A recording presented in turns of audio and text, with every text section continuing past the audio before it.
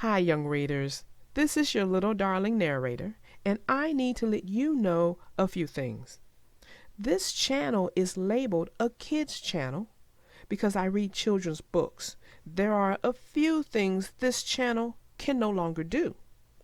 These things were decided by YouTube, and they are for the protection of kids. First, this channel can no longer receive comments. Also, this channel can no longer send notifications through YouTube letting you know of new stories being posted. Although this channel cannot receive comments, this channel does have a fan page on Facebook. Now, this fan page allows this channel to post updates about the channel, what's coming up, what's been posted, and things of that nature. Now, we can also receive comments here. So if you have a comment, go to the fan page on Facebook. Just type in the little darling narrator at the top of the Facebook page in the search text, and there you have it. We'll see it.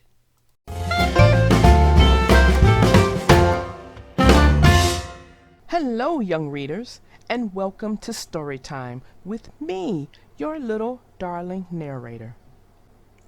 I hope you enjoy this channel and that your imagination gets a good workout through the stories read here. Now, if you really enjoy this channel, then I'm inviting you to subscribe to this channel. If you like a story that's being read to you, I need you to do me a favor. I need you to smash that like button. Let me know you like a story. That lets me know to keep doing what I'm doing so you can get more stories like it. Okay? Now, if you're ready, go ahead, sit back, relax, and we'll get started. Young readers, I have a classic for you. Are you ready? The name of this story is called Little Red Riding Hood. A long time ago, there lived a sweet little girl who was thoughtful and kind and loved to visit her grandmother. Her grandmother enjoyed the visits so much that she gave the little girl a special present. She sewed the girl a wool cape with a hood. It was the girl's favorite color, a wonderful cherry red. The girl liked her cape so much that she wore it everywhere. First, she wore it to the village store. Then she wore it to visit her cousins on the other side of the village. She even wore her cape to bed. Soon, everyone called her Little Red Riding Hood. One day, Little Red Riding Hood's mother said, "Your grandmother isn't feeling well." "I'll go and visit her," said Little Red Riding Hood, "and I'll take her a picnic." "What a good idea," said Little Red Riding Hood's mother, "and be sure to stay on the path through the woods." Little Red Riding Hood promised that she would and packed the basket with her grandmother's favorite foods and set off. Little Red Riding Hood skipped down the long, winding path as she always did on her visits, and she was very careful to always stay on the path. After a while, she met a wolf. "Hello," said the wolf. Little Red Riding Hood knew she shouldn't talk to the wolf, but he seemed friendly. "Hello," she said. "Where are you going this fine day, little girl?" said the wolf. "I'm going to visit my grandmother," said Little Red Riding Hood. "She isn't feeling well, so I'm bringing her this picnic with her favorite foods." "And where does your grandmother live?" asked the wolf. "At the end of this path." A sly grin came over the wolf's face. He knew that if he ran up the hill, he'd get to the grandmother's house before Little Red Riding Hood. I'll gobble up the old lady and that little girl, he thought, smacking his lips. And I'll gobble up that tasty picnic too. Look at all the flowers growing in the woods, said the crafty wolf. Why don't you pick some for your grandmother?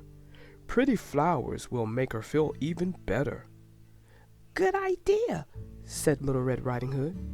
The prettiest flowers were far from the path, but Little Red Riding Hood thought that it would be all right to leave the path just this once. When she turned to pick some flowers, the wolf ran straight to the grandmother's house. The door was unlocked, so the wolf opened it quietly and crept inside. He tiptoed into the grandmother's bedroom and found her asleep in bed. Suddenly, she woke up. When she saw the wolf, she screamed. "Help! Help!" cried Little Red Riding Hood's grandmother. The wolf grabbed her, pushed her into the closet, and locked the door. "Be quiet," he said, "or I'll gobble you up now instead of later." The wolf quickly put on a nightgown and a cap. He hopped into bed and pulled the covers up to his hairy chin.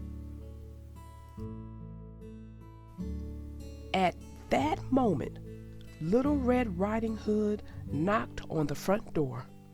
"Grandmother," she called. "Come in, my dear," said the wolf in a high voice. Little Red Riding Hood went into the bedroom. She stared at her grandmother lying in bed. Her grandmother looked very strange, and Little Red Riding Hood was afraid. "Grandmother, what big ears you have," said Little Red Riding Hood. "The better to hear you with, my dear," said the wolf. "Grandmother, what big eyes you have," said Little Red Riding Hood. "The better to see you with, my dear," said the wolf. "Grandmother, what big hands you have," said Little Red Riding Hood. "The better to hug you with, my dear." "Grandmother, what big teeth you have," said Little Red Riding Hood. "The better to eat you with," cried the wolf. Little Red Riding Hood screamed. This was not her grandmother. It was the wolf. Suddenly, the wolf sprang out of bed. He tried to grab Little Red Riding Hood, but she leaped away, light as a leaf in her cherry red cape. The wolf grabbed the air instead. With a yelp, the wolf tumbled out of the window and rolled head over heels down the hill. He was never seen again. Little Red Riding Hood's grandmother pounded on the closet door. Little Red Riding Hood let her out. They hugged as tightly as they could. "Thank goodness that's over with," said her grandmother. "What happened?" "Mother said you were sick," said Little Red Riding Hood, "so I brought you a picnic lunch, but I left the path to pick flowers." "Well, I think you've learned your lesson," said her grandmother, "and I'm just glad we're both safe." Then Little Red Riding Hood and her grandmother sat down and enjoyed their visit together. It was the best one they ever had. Well, that ends our story. And that story was a classic. This story has been told for a very long time with different ways of being told with different endings. This particular ending was the most non-violent one that I've read in a very long time. And there are a lot of good takeaways from this story, and the most dominant one that I can think of is the one about staying on path, which again could mean keeping focused on your goal. When you get off path or lose focus, you end up having to deal with other problems or issues to get to the goal. Not that you can't get to the goal, but now you've got a lot of other issues that's popped up that makes it a little more difficult to get to the goal. So if you stay on path or stay focused, you can get to the goal a little bit better. Okay, that was my takeaway. I hope you found a takeaway that you can get out of this story.